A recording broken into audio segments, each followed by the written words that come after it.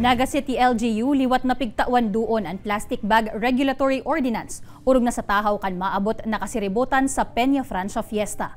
Mga establishmento asin mga paratsenda sa merkado publiko dapat subuot na preparado sa pagruso kan mga parabakal. Ang detalye sa report na ini.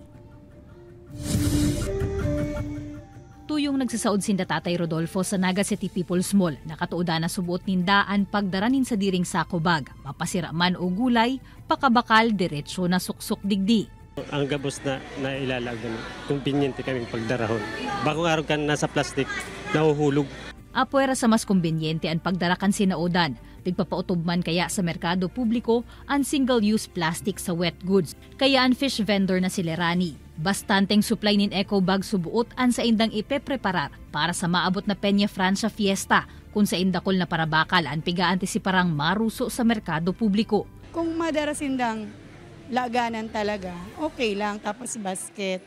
Pero pag maisindang piniprepared mo ang eco bag. Ngunyan pa sana nangangapodan as nakikiulay naman ang Market Enterprise and Promotions Office sa publiko. Magdaranan in sa diring bayong, basket, balde o ano pa man na pwedeng laagan kan mga babakalon.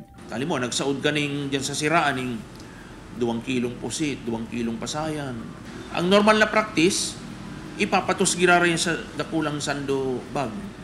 That is no longer allowed. Poon kan January 2023, nakarehistro ang Naga City Solid Waste Management Office nin 21% na pagbaba kan numero kan plastic wastes huli sa pigpapautob na ordinansa. Iniman ang mayor na obheto kan pagpasar kan Plastic Bag Regulatory Ordinance na mainaan ang mga basurang plastic sa syudad. Asin ini epektibo asin dapat na obserbahan, may okasyon man o mayo.